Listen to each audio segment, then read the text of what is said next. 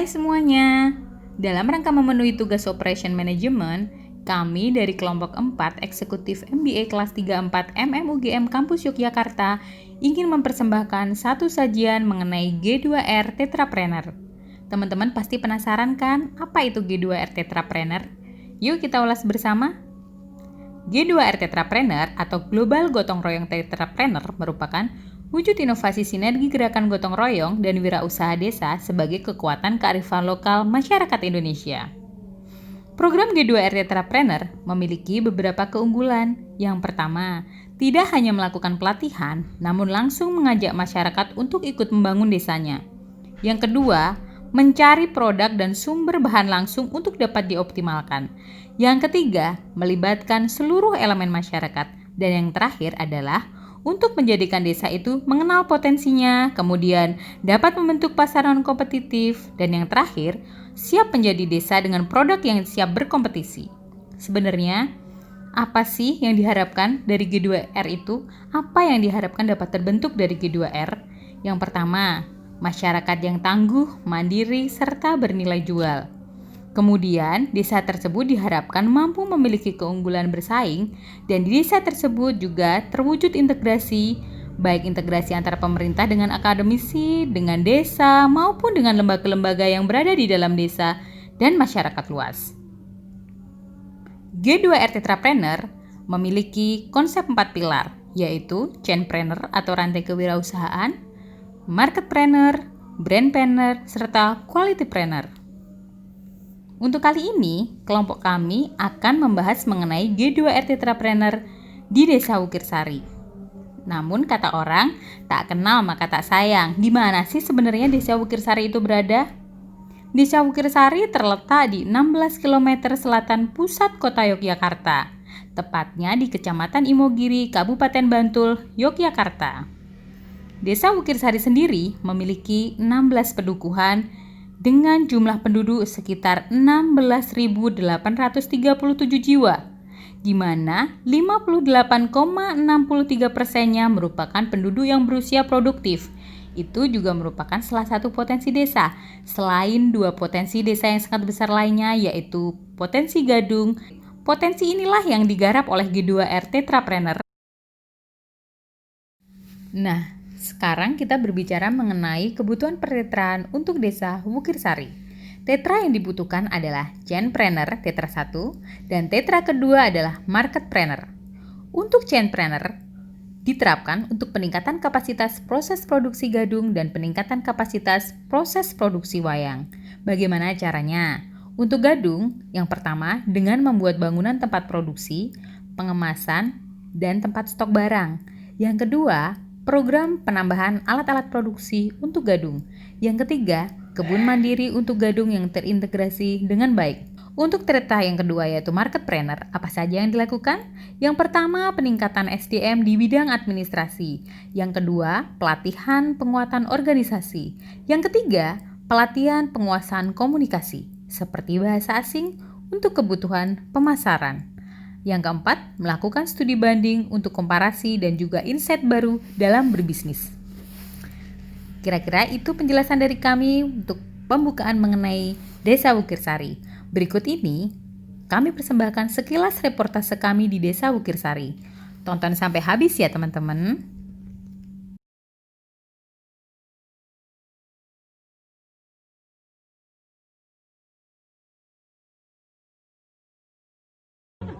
Dengan Bu siapa? Lina. Nama saya Ali. Ya. Kami dari BM mau tanya dulu proses gadung, proses produksi gadung. Ya. Itu maksudnya dari proses produksi dari awal sampai penjualan itu gimana? Kita Nanti langsung di petaninya dulu. Saya akan petaninya, dia juga petani langsung proses dari awalnya, dari perendaman, proses penanaannya, juga proses packingnya. Sedangkan nanti untuk produksi udah kita ngikutin hulu ke hilir, jadi nanti udah ke tingkatan yang istilahnya packingnya, marketingnya juga udah ke situ. Kalau gitu kita bisa ke tempatnya. Siap. Ini mau tanya, kalau cara pengumpulannya, maksudnya dari G2RT ini pengumpulan bahan baku itu apakah udah jadi atau cuma bahan baku atau terus langsung digoreng? Ya, jadi di BUMDes kita itu tuh kemarin kan dari proses TOT itu kan kita dari hulunya dulu. Jadi petani itu dari tanamnya, petaninya. Terus untuk yang kedua, untuk orang yang selanjutnya itu rantai keduanya orang yang proses pengolahan dari mentah dulu. Jadi habis panen dikupas gitu, dibuat gitu. Pokoknya proses itu sampai perendamannya sampai 7 hari. Nah itu terus baru siap saji. Siap sajinya kayak gini sebentar. Saji. Kita akan melihat produk siap saji yang belum dikemas itu. Iya, ini yang masih mentah tadi siap digoreng. Ini produk siap saji Iya, tapi maaf ya. dari para petani di Desa Wukirsari yang putih. Iya, ini putihnya nggak pakai pembersih ya, tidak pakai Ini putih bersih. alami. Prosesnya jadi dari perendaman itu tadi tidak pakai pemutih, tidak jadi pakai alami. Gurihnya juga tidak dikasih garam, tidak dikasih abu. Loh, berarti Nih, jadi hasilnya Ini. kayak gini. Ini bos keripik gadung. dari Bisa. G2RT Desa Wukirsari, rasanya Jadi langsung bisa dinikmati. Ini boleh dicicipi bu?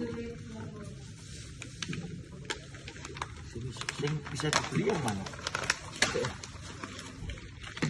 coba masakan di Teman-teman saya coba dulu. Ini kemasan yang sering kita pasang, yang memang gitu ini. Oh, ini aneka kemasannya. Iya. Coba masakan. Nah, yang ini kan kemasannya dalamnya sudah pakai aluminium foil. Jadi Pakai aluminium foil. iya, dalamnya kita sudah pakai aluminium foil. Nah,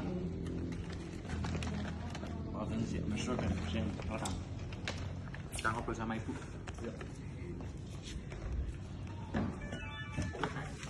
Saya lapar.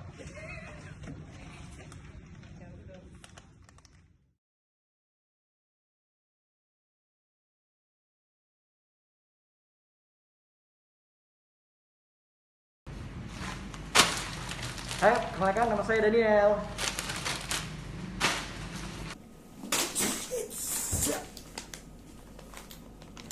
Ceripeng andalan dari Gadung. Perkenalkan, nama saya Aan dari BCA Amatara.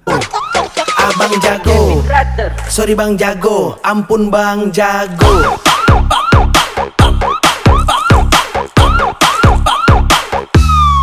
Ampun bang jago.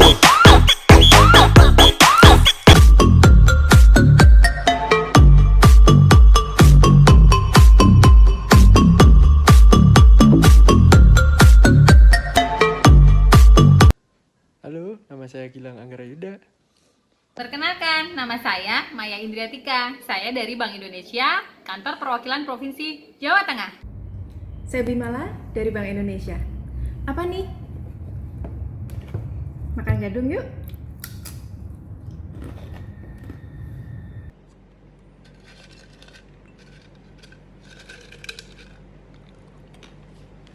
Gadung, Fahrian nanti ya. Halo, saya Muhammad Ali Rois bersama Ceriping Gadung andalan dari Desa Wukirsari.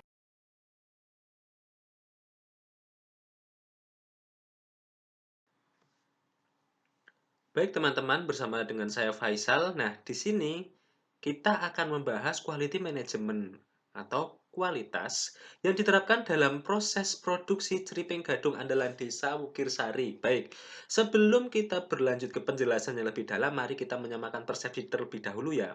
Apa sih kualitas itu berdasarkan teori operation management? Nah, kualitas itu merupakan fitur atau karakteristik produk maupun jasa yang didasarkan atau dinilai dari kemampuannya dalam memenuhi kebutuhan yang dinyatakan atau tersirat. Nah, kemudian elemen apa saja dalam kualitas yang dipakai dalam proses pembuatan ceriping gadung andalan Desa Wukirsari. Nah, kita di sini mengambil dua. Yang pertama adalah continuous improvement. Nah, di dalam continuous improvement ini terdapat proses yang nggak pernah berakhir. Jadi proses berulang.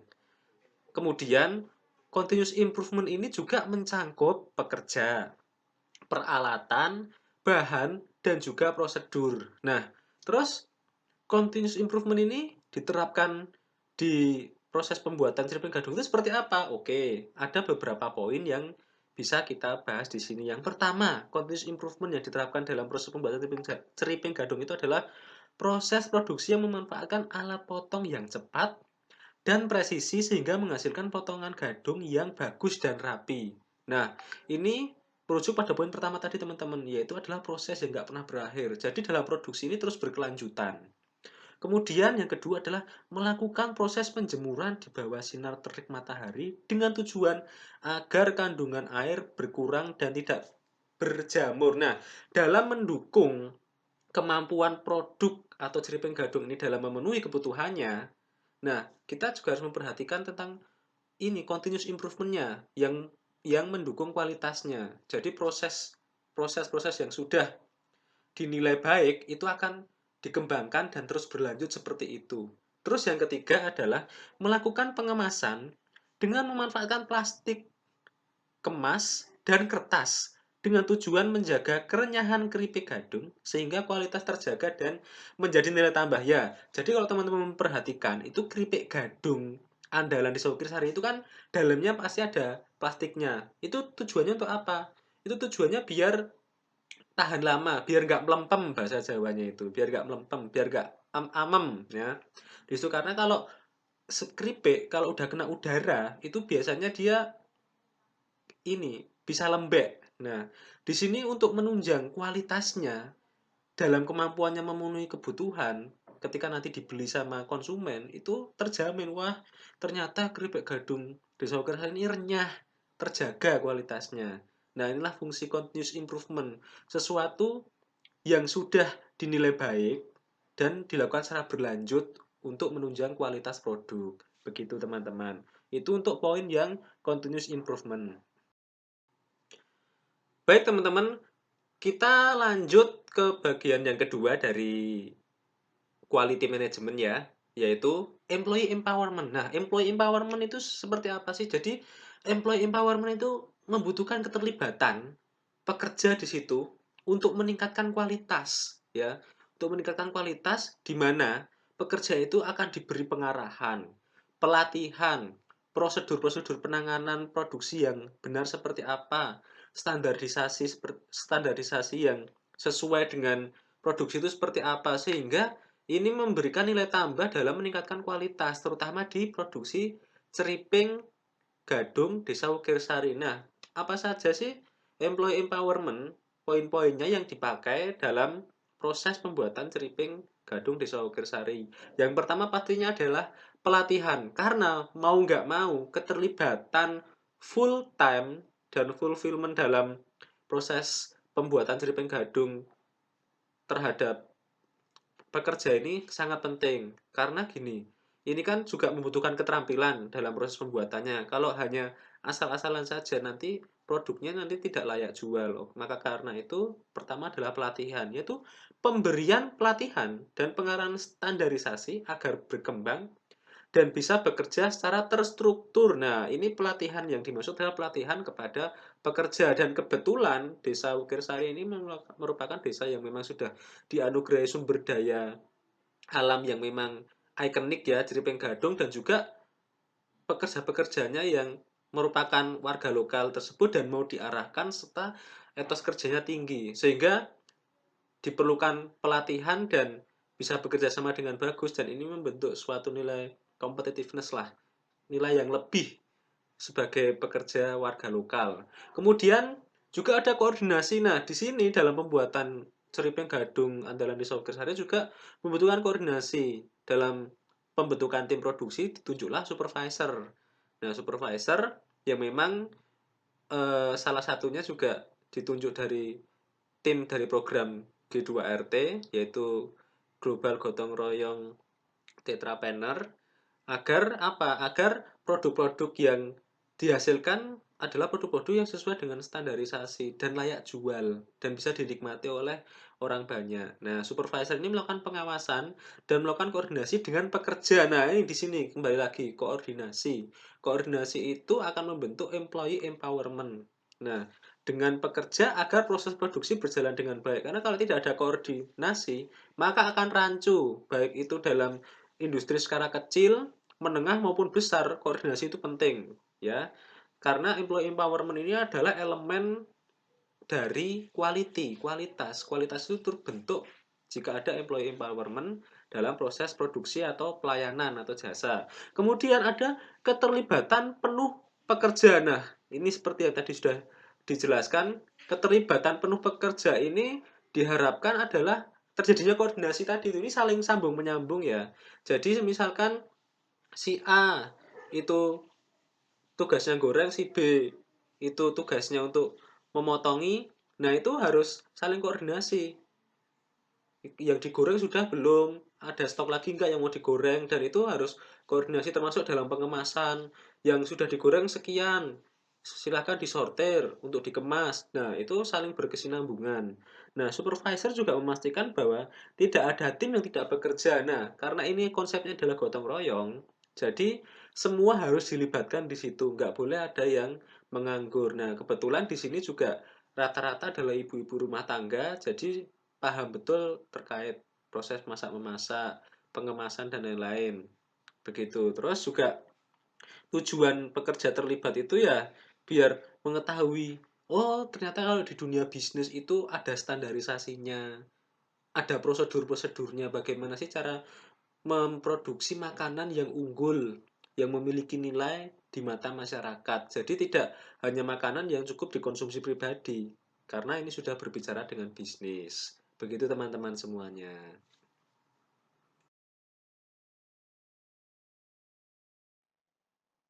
Proses desain. Proses desain di sini kita menggunakan landasan teori repetitif fokus. Nah, di sini sebagai daerah yang menghasilkan tanaman gadung, Desa Wukirsari ini berpotensi untuk mengembangkan produk gadung yang unggul yang bisa dipasarkan di seluruh Indonesia bahkan di luar negeri. Proses produksi dari bahan mentah hingga menjadi produk semuanya dilakukan di Desa Wukirsari, tentunya dengan menerapkan teori repetitif fokus sebagaimana berikut. Yang pertama, masing-masing tahap produksi ceriping gadung dilakukan fokus oleh tenaga produksi yang ahli. Salah satunya tantangan untuk memproduksi gadung yaitu menghasilkan gadung yang higienis. Gadung yang masih mengandung racun dapat menyebabkan mual muntah saat dikonsumsi, sehingga semua produk gadung dipastikan melalui proses pengupasan, pemotongan, pemberian abu gosok, perendaman di dalam air, dan proses penjemuran. Proses berikutnya baru bisa dipilah, gadung tersebut bisa digoreng atau direbus. Yang kedua, baik tim G2RT bersama tim produksi secara konsisten melakukan perbaikan stripping gadung di masing-masing proses produksinya. Misalkan, pada saat proses pemotongan gadung yang sebelumnya irisan tebalnya tidak sama sehingga menghasilkan stripping gadung yang berwarna gelap atau bisa dinilai dengan grade 3. Nah, kemudian setelah dilakukan pendampingan, dilakukan perbaikan, yaitu memperbaiki ukuran pemotongan gadung yang lebih konsisten, lebih sama, lebih tipis, yang menghasilkan warna gadung yang lebih cerah atau grade 1. Yang ketiga, masing-masing proses pengolahan ceriping gadung telah distandarisasi. Misalnya dalam hal packaging, gadung dibungkus dalam plastik di dalamnya dan di luarnya dilapisi kertas agar ceriping gadung tidak melempem dan bertahan lama. Varying production rate through overtime or idle time. Dalam menghadapi fluktuasi permintaan, kegiatan produksi dapat dilakukan dengan menjaga stabilitas jumlah tenaga kerja atau perajin gadung. Memperbolehkan waktu idle pada saat permintaan ceriping gadung rendah dan mengizinkan lembur pada saat permintaan naik. Fluktuasi atau perubahan permintaan dapat diatasi dengan adanya persediaan yang cukup. Influencing demand. Ceriping gadung merupakan camilan khas Desa Wukirsari, dan wisatawan yang datang ke Desa Wukirsari menyempatkan untuk membeli ceriping gadung sebagai oleh-oleh maupun camilan saat di perjalanan. Faktor tersebut membantu Desa Wukirsari memproyeksikan permintaan di waktu-waktu tertentu. Terlebih, Yogyakarta merupakan daerah kunjungan wisata. Back ordering during high demand periods. Bagian penjualan harus segera memberikan informasi kepada bagian pembelian tentang adanya back order. Lalu, bagian produksi dapat segera memproduksi pesanan tersebut, agar konsumen tidak membatalkan pesanan mereka. Proses penanganan pesanan yang meningkat dimulai dari penerimaan pesanan gadung dari pelanggan sampai dengan mengecek ketersediaan produk. Persediaan bahan baku ceriping gadung dimonitor dengan melihat persediaan dari produksi sebelumnya. Baik teman-teman, kembali lagi bersama saya Faisal, dan di sini kita akan membahas tentang competitiveness atau nilai kompetitif. Nah, berdasarkan teori yang sudah kita pelajari, apa sih competitiveness itu? Berdasarkan sudut pandang operation management. Nah, competitiveness merupakan seberapa efektif organisasi atau perusahaan memenuhi keinginan kebutuhan pelanggan dibandingkan dengan perusahaan lain yang menawarkan barang atau jasa yang serupa. Jadi bisa dibilang keunggulannya. Nah, gitu. Kemudian ada beberapa poin tentang competitiveness yang sudah diterapkan dalam proses produksi ceriping gadung andalan Desa Wukirsari. Nah, ada beberapa yang kita ambil di sini. Ada 6 aspek dari aspek dari competitiveness ini.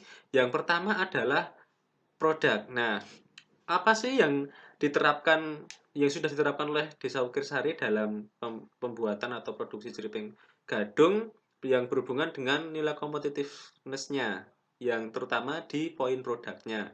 Nah, saat ini gadung itu merupakan produk andalan ya, karena kita tahu bahwa Desa Wukirsari salah satu hasil alamnya, hasil bumi maksud saya, hasil buminya adalah gadung. Nah, ceriping gadung ini bisa langsung didapatkan di Desa Wukirsari. Dan saat ini produknya pun yang dijual, ikoniknya adalah ceriping gadung.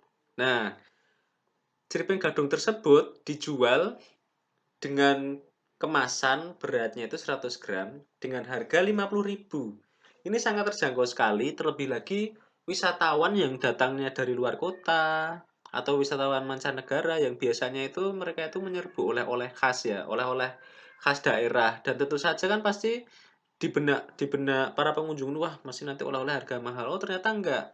Di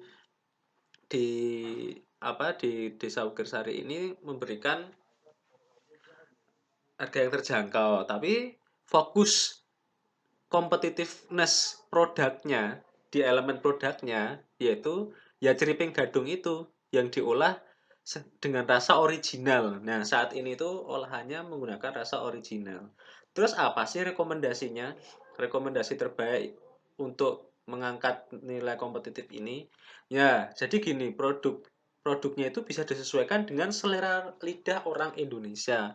Karena orang Indonesia itu kan bisa dibilang beragam macam makanan itu ada. Nah, mungkin nanti dari tim pengembang produk ceriping gadung bisa menambahkan varian rasa nih. Bisa seperti ceriping gadung rasa sate, balado, ayam bakar, jengkol, dan sebagainya, macam-macam. Nah, dilihat dari status implementasi rekomendasinya, ini harusnya masuk ke kesulitannya masih biasa, karena hanya menambah varian rasa saja yang disesuaikan dengan lidah orang Indonesia, dan kita tahu kalau Jogja itu juga termasuk kota kuliner, jadi ini bukan sesuatu hal yang sulit untuk Desa Wukirsari menambah varian rasa. Baik, kemudian bagian dari competitiveness yaitu adalah cost atau harga. Nah, tadi kita sudah membahas nih, harganya produknya itu murah sih, murah. Tadi harganya itu murah, 100 gram itu harganya 50.000. Kemudian ada tambahan lagi nih. Ternyata dari segi bahan dan juga pekerja itu tidak mendatangkan orang dari luar, dan bahannya pun tidak mendatangkan dari luar. langsung dari Desa Ukirsari, sehingga bisa membentuk kos produksi di sini itu bisa lebih murah, menekan kos produksi itu masih rendah, ya masih murah. Kemudian juga sudah menggunakan alat di mana bisa menunjang kecepatan sedang, ya bisa dibilang sedang, dan juga proses pemotongannya itu juga bisa presisi, kemudian rapi gitu, sehingga bisa mempertahankan kualitas gadung saat proses produksi.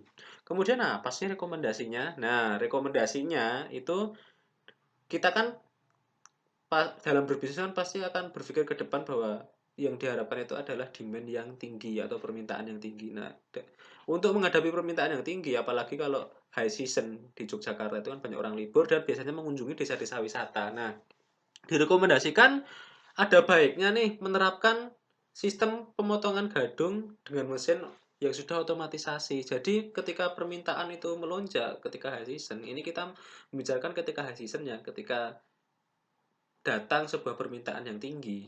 Nah, itu Desa Ukirsari dengan para pekerjanya itu ibaratnya bisa mengejar dan menyediakan jumlah permintaan keripik gadungnya itu bisa lebih, bisa over, maksudnya seperti itu. Maksudnya over itu tidak berlebihan, tetapi bisa sesuai dengan permintaan saat waktu itu. Di saat waktu itu permintaan tinggi. Nah, dengan adanya mesin otomatisasi, pemotongannya cepat, nah itu bisa mengejar permintaan yang tinggi. Nah, ini status implementasi rekomendasinya menantang. Bagaimana bisa disebut menantang karena dengan mengeluarkan kos yang cukup tinggi, ini nanti ceripeng gadung atau program produksi ceripeng gadung Desa Ukirsari ini bisa berpeluang untuk memenuhi kebutuhan permintaan ketika high season begitu. Kemudian bagian dari competitiveness atau nilai kompetitif. Yang ketiga adalah location. Nah, kita tahu saat ini memang produksi ceripeng gadung masih berfokus di Desa Ukirsari sendiri, dan lebih banyak ditemukan di Desa Ukirsari untuk produk-produk ceripeng gadungnya, sedangkan di outlet-outlet itu masih ya sudah ada, cuman masih jarang. Kemudian juga di marketplace itu sudah ada, cuman ketika kita analisis itu ternyata pengelolaannya masih kurang. Nah, jadi kelebihannya ketika orang datang ke Desa Ukirsari ya di situ tersedia melimpah. Nah, yang menjadi masalah ketika orang itu ternyata lupa datang ke Desa Ukirsari dan lupa membeli oleh-oleh dan kangen sama gadungnya, ketika mereka nggak mengunjungi Desa Ukirsari, kan harapannya ketika ada di outlet itu mereka bisa membeli. Nah, kalau misalkan secara distribusi kurang, maka kan ini akan sangat disayangkan sekali. Terlebih lagi sekarang itu era digitalisasi ya. Jadi dengan ceripeng gadung yang bisa bertahan lama itu harusnya bisa tersedia di marketplace atau e-commerce, baik itu Bukalapak, Tokopedia, kemudian ada Shopee, kemudian ada Bhinneka, kemudian ada berbagai macam e-commerce, itu harusnya dimanfaatkan. Nah, terus rekomendasinya apa nih? Ya, untuk menciptakan competitiveness, ya lokasi persebarannya ya harus dikembangkan. Kalau bisa itu mengembangkan, jadi gini, persebaran distribusi produknya itu merata di seluruh outlet. Nah, mungkin dari pihak tim Desa Ukirsari dalam pengembangan ceripeng gadungnya bisa memfilter lokasi-lokasi atau outlet-outlet mana yang memang strategis dan banyak dikunjungi oleh wisatawan. Itu yang kedua. Terus yang ketiga adalah mulailah untuk konsentrasi di era digitalisasi, yaitu dengan memanfaatkan e-commerce dan media sosial. Itu sangat penting sekali karena ketika wisatawan yang daerahnya itu sebenarnya ada gadung cuman nggak dimanfaatkan, dan dia tahu ternyata gadung itu enak, itu bisa menjadi nilai tambah loh, karena mereka secara tidak langsung akan mereview ini makanan gadung ini, dan itu bisa menarik perhatian teman-teman mereka, saudara mereka, atau follower-follower mereka yang ada di jejaring sosial, dan itu bisa mendatangkan value atau bisa mendatangkan keuntungan, di mana ketika mereka yang melihat review bahwa gadung itu enak, mereka bisa datang langsung ke Desa Ukirsari. Nah, status implementasi rekomendasinya ini adalah tantangan, karena kita tahu bahwa Desa Ukirsari itu rata-rata kan mohon maaf masih sudah bapak-bapak dan ibu-ibu dan mungkin untuk pengenalan tentang media sosial masih kurang. Nah, ini bagaimana caranya dalam program G2RT ini bisa mengelola mengelola atau memanajemen sumber daya manusianya itu agar ramah teknologi juga. Baik, kemudian kita akan membahas nilai competitiveness di poin quick response. Jadi begini, saat ini kan dalam program G2RT, dalam pengembangan ceripeng gadung itu masih membentuk yang namanya non-competitive market atau pasar non-kompetitif di mana ada mitra-mitra yang bekerja sama dengan G2RT dalam pengembangan desa, yaitu membeli produknya. Nah, membeli produknya, mengevaluasi. Nah, di sini tim produksi G2RT harus bersifat responsif dengan apa yang sudah dievaluasi oleh tim mitra. Bagaimana sih caranya melakukan standarisasi, bagaimana sih caranya biar produk kita itu bisa diterima di masyarakat. Nah, apa sih rekomendasinya? Yaitu ada baiknya ketika penjualan disediakan tes rasa ceriping, baik itu di desa Bukir Sarinya, di outlet, itu penting banget. Biar tahu, oh ternyata ceriping gadung itu rasanya seperti ini. Dan kita bisa mendapatkan feedback. Nah, terutama feedback yang dari media sosial.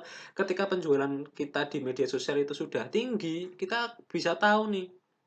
Karena kan gini, media sosial saat ini adalah power. Ketika orang itu ternyata mereviewnya itu bagus, maka orang yang lain akan ikut penasaran. Dan itu bisa mendatangkan pelanggan baru.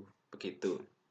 Dan status implementasinya juga ini adalah tantangan bagi Desa Ukir Sari dan juga tim G2RT bagaimana cara mengembangkan secara responsif berdasarkan permintaan ya, berdasarkan permintaan pelanggan.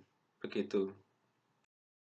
Baik, untuk nilai competitiveness yang kelima adalah flexibility, di mana dalam menanggapi fleksibilitas, tim Desa Ukir Sari sudah bisa memproduksi ceriping dalam jumlah yang cukup besar, walaupun masih dengan menggunakan peralatan non-otomatisasi. Nah, terus rekomendasinya apa nih? Nah, rekomendasinya adalah perlu menambahkan, yang pertama ya, perlu menambahkan tim R&D, tim R&D yang agile ya, yang lincah. Itu bagaimana sih memberikan inovasi yang bagus produknya ini biar bisa diterima dan biar bisa direspon oleh masyarakat sehingga ada feedback di situ. Kemudian juga mengenai varian rasa itu perlu dipikirkan baik-baik. Ya, perlu dipikirkan baik-baik lagi dalam pengembangan ceripingnya. Karena kita akan membuat produk itu juga juga melihat respon atau permintaan dari pelanggan yang mengkonsumsi produk ceriping andalan Desa Ukir Sari. Dan ini statusnya juga adalah tantangan dari Desa Ukir Sari ketika menjual produk ceriping gadung. Baik, kemudian nilai competitiveness yang keenam untuk produk ceriping gadung ini adalah di marketing.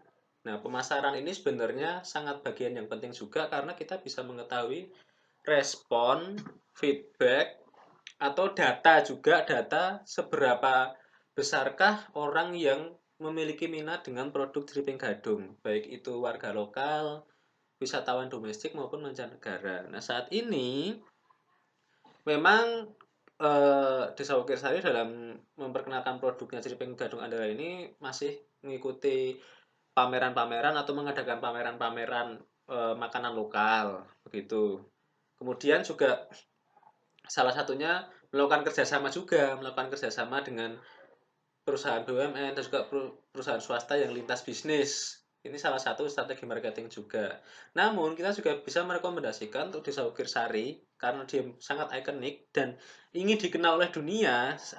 Setidaknya sebelum go internasional, perkenalkan dulu produk tersebut di masyarakat luas, khususnya adalah masyarakat Indonesia. Dan terlebih khususnya adalah warga yang ada di sekitar Jogja dan luar Jogja. Jadi intinya warga Indonesia dulu dikenalkan. Nah, salah satunya kembali lagi kita menyinggung tentang digitalisasi bisnis, itu merupakan salah satu cara pendukung yang memang kita bisa pakai karena saat ini media sosial, e-commerce itu sangat powerful dan kita bisa membaca datanya di situ.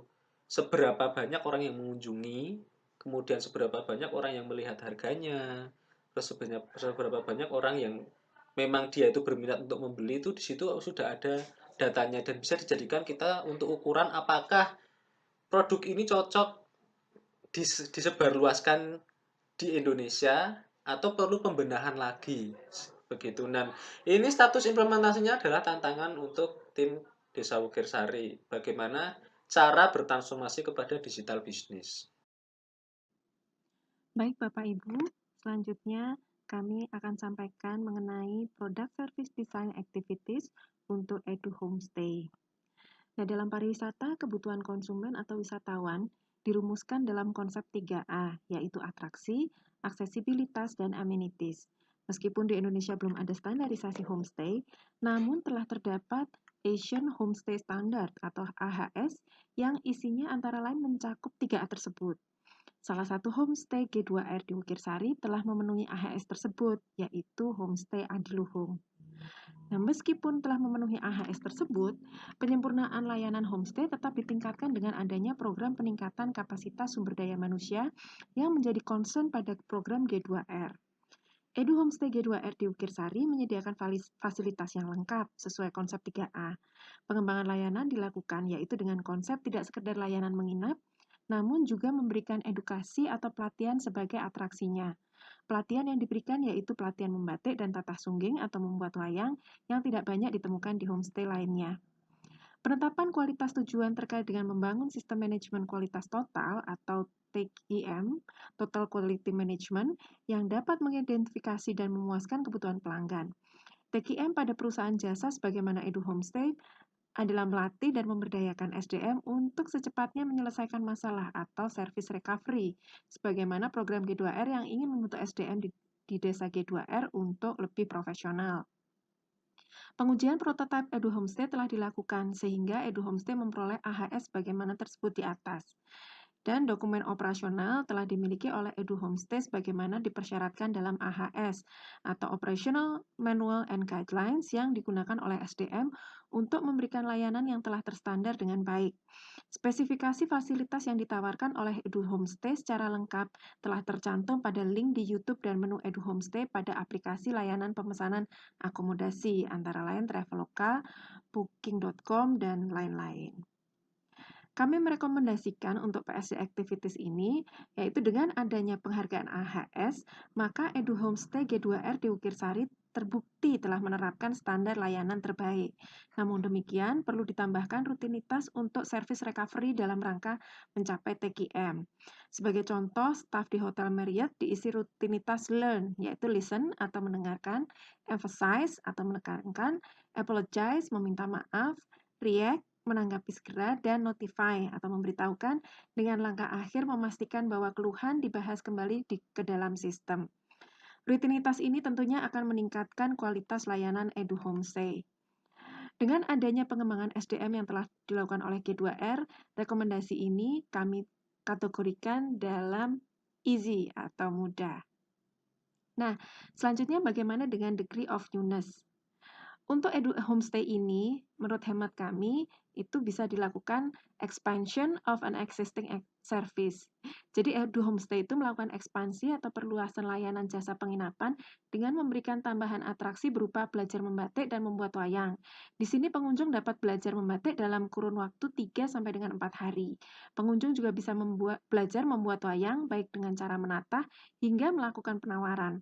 Atraksi ini kami diharapkan dapat meningkatkan lama tinggal wisatawan.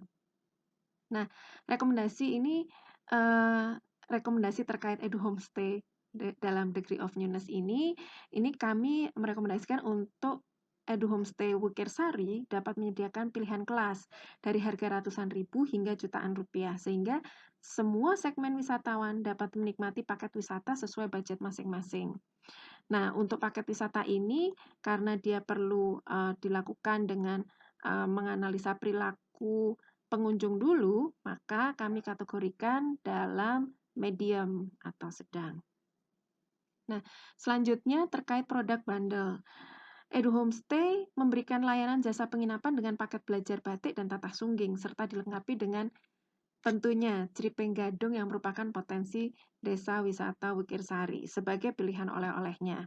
Selain itu juga dilakukan dua wisata kerjasama antara desa Wukirsari dan desa Girirejo dengan membuat paket wisata.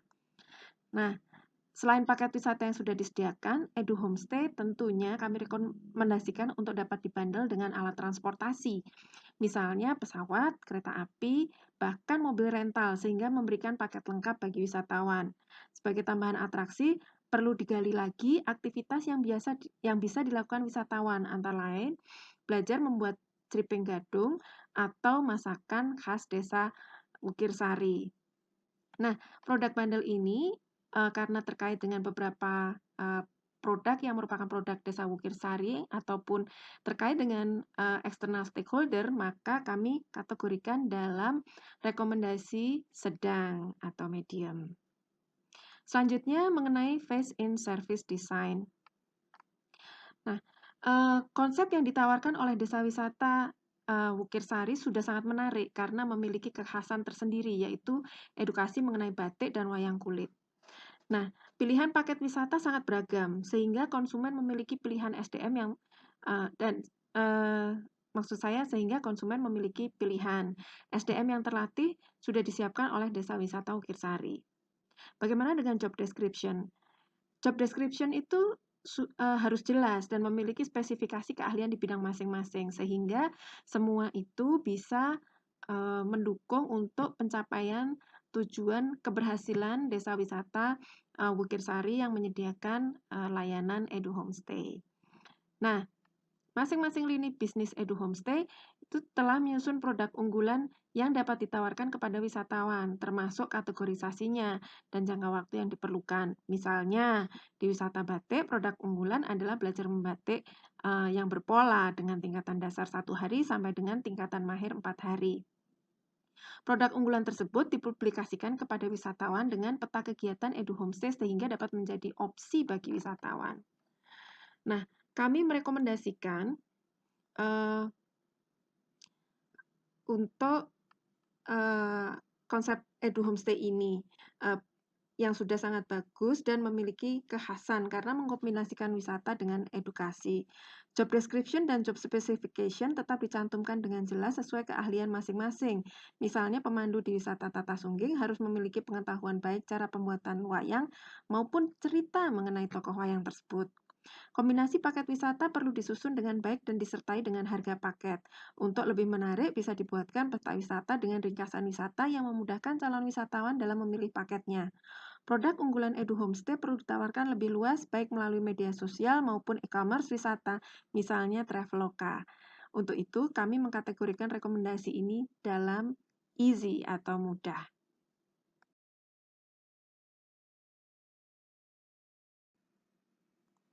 Baik, setelah membahas mengenai Edu Homestay, marilah kita bahas mengenai ceriping gadung. Jadi produk ceriping gadung ini telah dilakukan pendampingan untuk meningkatkan kualitas sehingga memenuhi kebutuhan konsumen. Sebelum pendampingan, ceriping gadung dibuat dengan cara tradisional.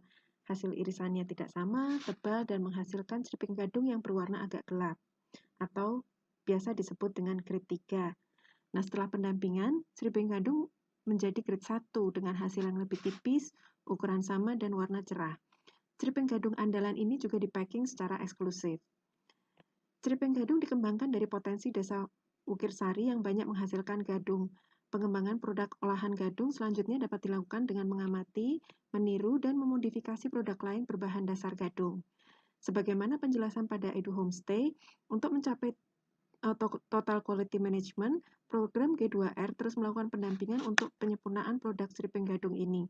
Salah satu cara untuk menguji dan meningkatkan kualitas adalah kurasi dari instansi yang kompeten dalam pengembangan produk UMKM.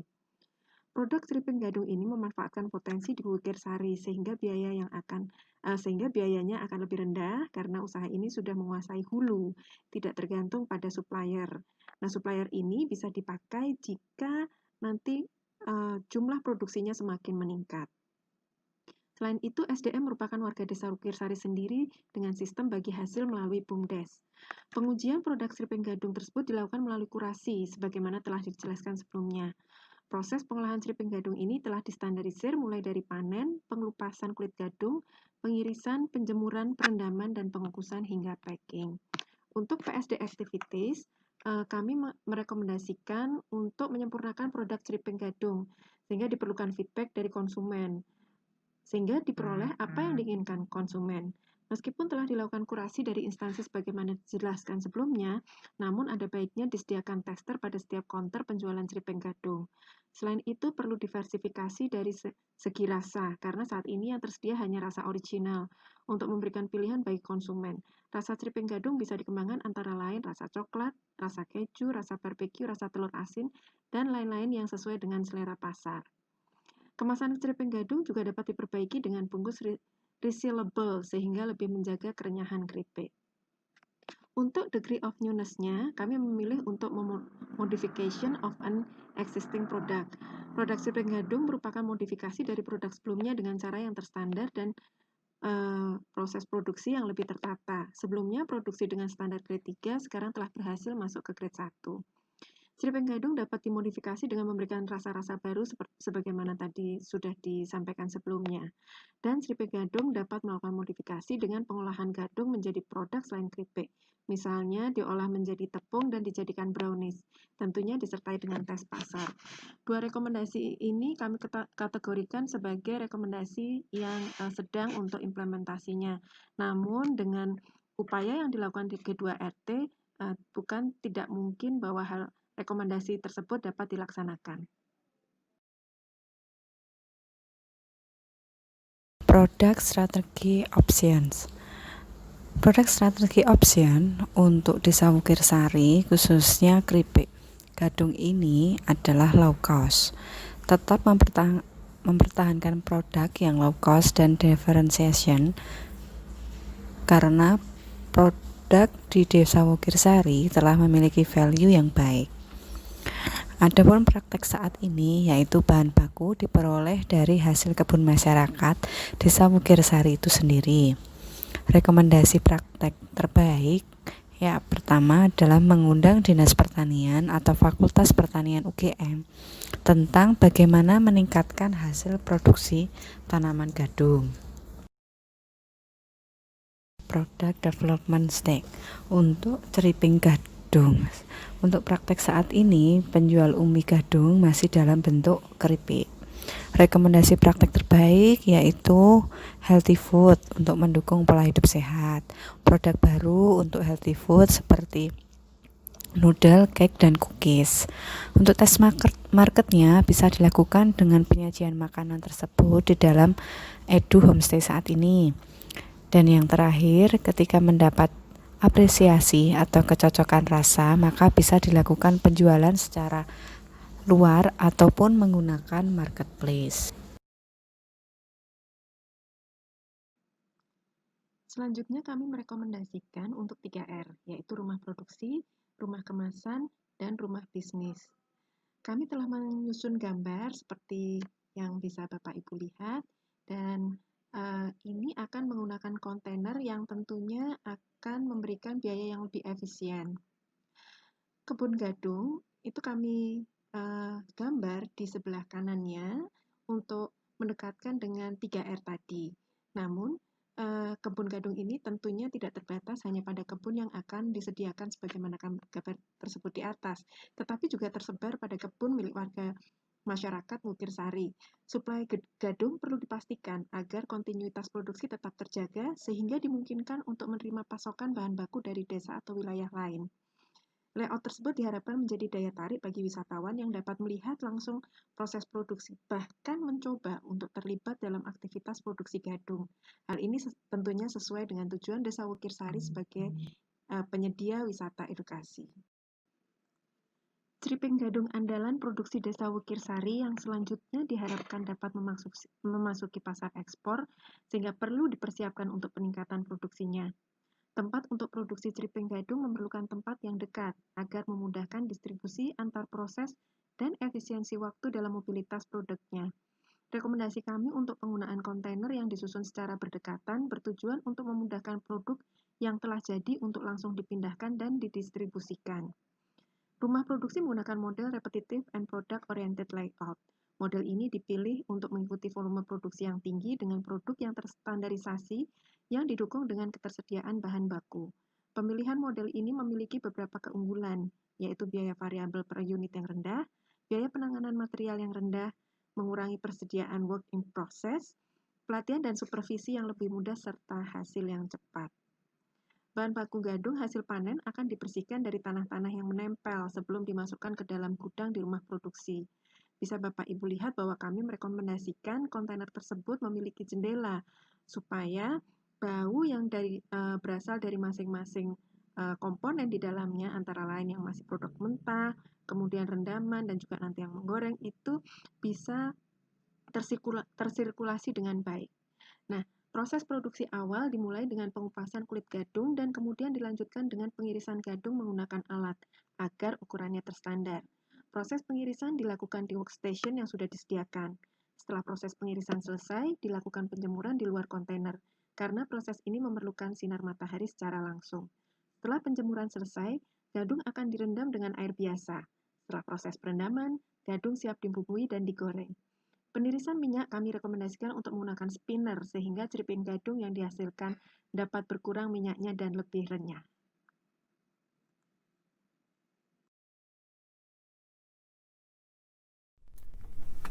Baiklah, saya akan menjelaskan mengenai fungsi rumah kemasan. Rumah kemasan memiliki beberapa fungsi. Yang pertama adalah sebagai pusat pengadaan bahan kemasan sesuai dengan kebutuhan produksi. Bahannya dari apa sih kemasan tersebut? Kemudian yang kedua, sebagai tempat khusus untuk mendesain. Desain mulai dari merek hingga bentuk kemasan maupun informasi-informasi lainnya yang akan dimasukkan ke dalam kemasan seperti bahan produk, POM, SNI, tanggal expired, kemudian halal, dan beberapa informasi penting lainnya. Yang ketiga adalah fungsi sebagai tempat sortasi produk yang telah dikemas, yang artinya bahan-bahan atau produk yang telah dikemas tidak begitu saja langsung dikirim, tapi melalui proses pemilahan mana yang layak untuk dipasarkan dan mana yang tidak. Fungsi yang keempat adalah sebagai pusat informasi maupun rencana informasi kedepannya seperti apa untuk inovasi-inovasi kemasan produk. Dan fungsi yang kelima adalah sebagai pusat pendataan barang, baik barang-barang yang akan masuk untuk dikemas maupun barang-barang hasil yang sudah dikemas untuk siap dipasarkan. Baiklah, saya akan menjelaskan mengenai fungsi rumah kemasan. Rumah kemasan memiliki beberapa fungsi. Yang pertama adalah sebagai pusat pengadaan bahan kemasan sesuai dengan kebutuhan produksi. Bahannya dari apa sih kemasan tersebut? Kemudian yang kedua, sebagai tempat khusus untuk mendesain. Desain mulai dari merek hingga bentuk kemasan maupun informasi-informasi lainnya yang akan dimasukkan ke dalam kemasan seperti bahan produk, POM, SNI, tanggal expired, kemudian halal, dan beberapa informasi penting lainnya. Yang ketiga adalah fungsi sebagai tempat sortasi produk yang telah dikemas, yang artinya bahan-bahan atau produk yang telah dikemas tidak begitu saja langsung dikirim, tapi melalui proses pemilahan mana yang layak untuk dipasarkan dan mana yang tidak. Fungsi yang keempat adalah sebagai pusat informasi maupun rencana informasi kedepannya seperti apa untuk inovasi-inovasi kemasan produk. Dan fungsi yang kelima adalah sebagai pusat pendataan barang, baik barang-barang yang akan masuk untuk dikemas maupun barang-barang hasil yang sudah dikemas untuk siap dipasarkan. Baiklah, sekarang tiba saatnya saya menjelaskan mengenai layout rumah kemasan. Sebagaimana di dalam gambar dapat kita lihat bahwa layout rumah kemasan kita bagi menjadi beberapa bagian. Yang pertama adalah pintu utama untuk masuk ke rumah kemasan. Kemudian di sebelah kirinya kita akan meletakkan tempat untuk menyimpan bahan jadi original maupun varian. Diletakkan di sebelah kiri karena untuk memudahkan penyimpanan, di mana produk-produk yang telah siap untuk packaging tersebut disimpan di dalam kotak penyimpanan yang tertutup rapat, kedap udara, dan steril. Kemudian yang kedua adalah tempat untuk meletakkan mesin packaging.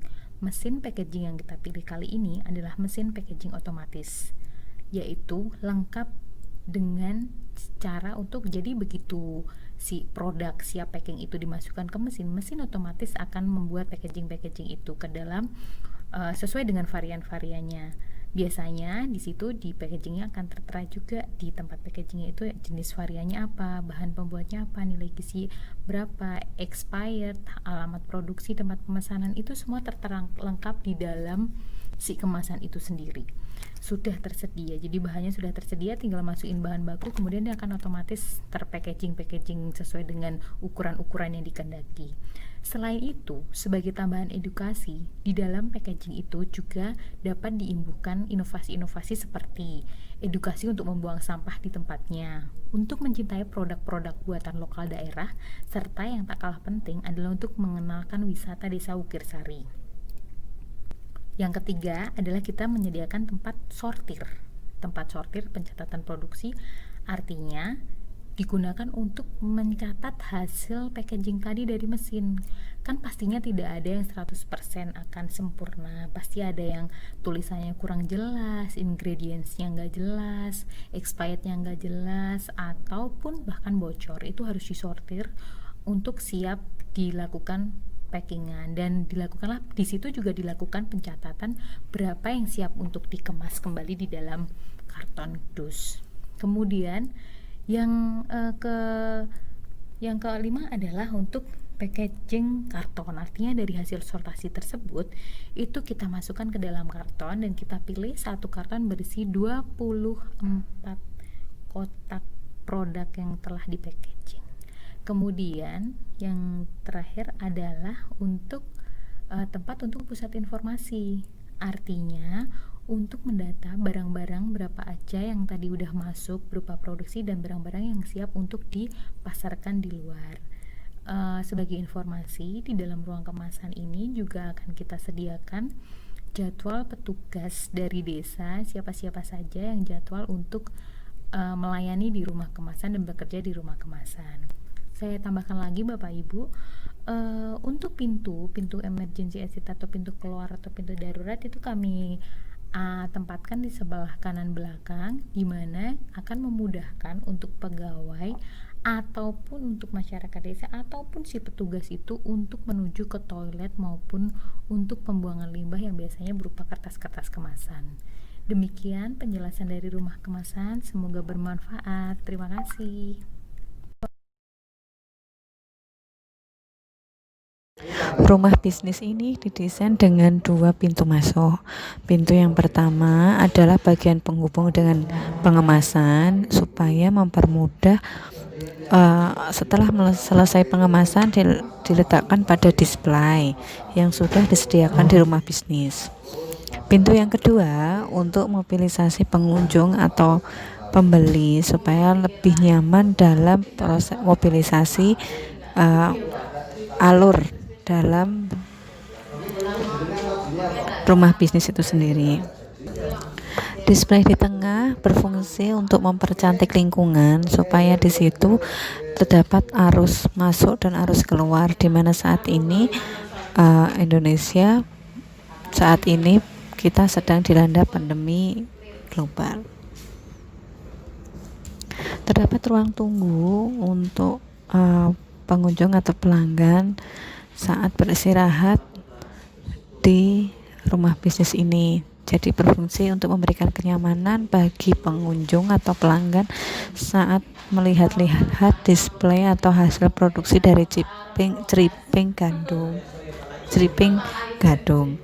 Adapun ilustrasi rumah bisnis bagian dalam terdiri dari derak tengah, ada display kanan kiri, bagian tengah itu terdapat kasir, dan juga tampak depan terdapat nama dari Bukir Keriping Gadung G2RT. Tujuan rumah bisnis adalah yang bernama menarik pembeli untuk membeli keripik gadung atau ceriping gadung.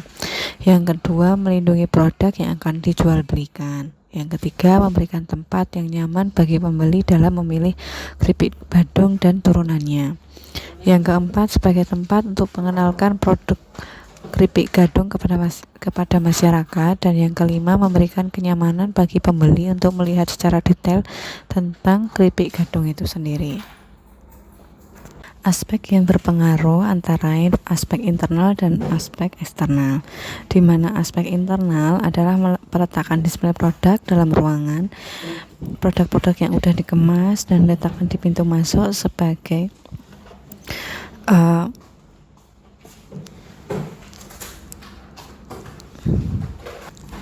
untuk menarik para pembeli di Kripik Gadung. Yang kedua, di dalam ruangan terdapat kursi tunggu pengunjung atau pembeli untuk meningkatkan kenyamanan berbelanja. Yang ketiga, letak kasir di depan pintu keluar untuk memudahkan akses transaksi.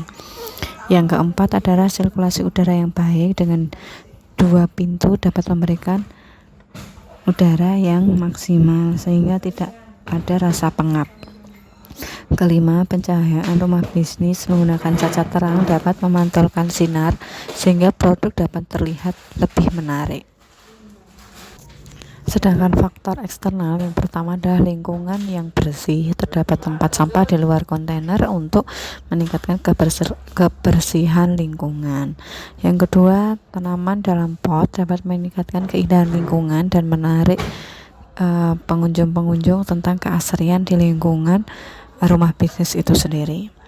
Di dalam pandemi ini dibutuhkan sarana cuci tangan di luar kontainer untuk mencegah adanya penularan virus COVID-19 ini. Yang keempat adalah pengenalan tripping di lingkungan di luar lingkungan Desa Bukir Sari. Pengenalan Criping Gadung dengan adanya leaflet-leaflet di luar kontainer itu sendiri sebagai promosi tentang produk Criping Gadung itu sendiri.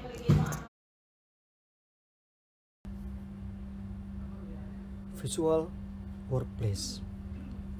Perangkat visual untuk berbagi informasi secara tepat dan akurat. Tampilan dan grafik menggantikan hasil cetak dan dokumen. Mampu memberikan informasi tepat waktu dalam lingkungan yang dinamis. Sistem harus fokus pada peningkatan. 2014 Pearson Education. Di sini ada sebuah aplikasi yang membantu manajer untuk mengontrol inventory atau kartu barang secara elektronik. Visual Workplace Inventory, di mana ini menjadi pegangan bagi karyawan untuk mengecek jumlah barang masuk, jumlah barang keluar, dan total dari masing-masing produk, baik itu umbi gadung, garam, abu dapur, bumbu, dan penyedap. Untuk production proses juga dilakukan kontrol oleh karyawan, mulai dari proses tiris, goreng, perendaman dan pencucian, pengirisan, pengupasan kulit, penjemuran. Selalu dikontrol barang yang masuk dan yang keluar dan total atau hasil akhirnya nanti.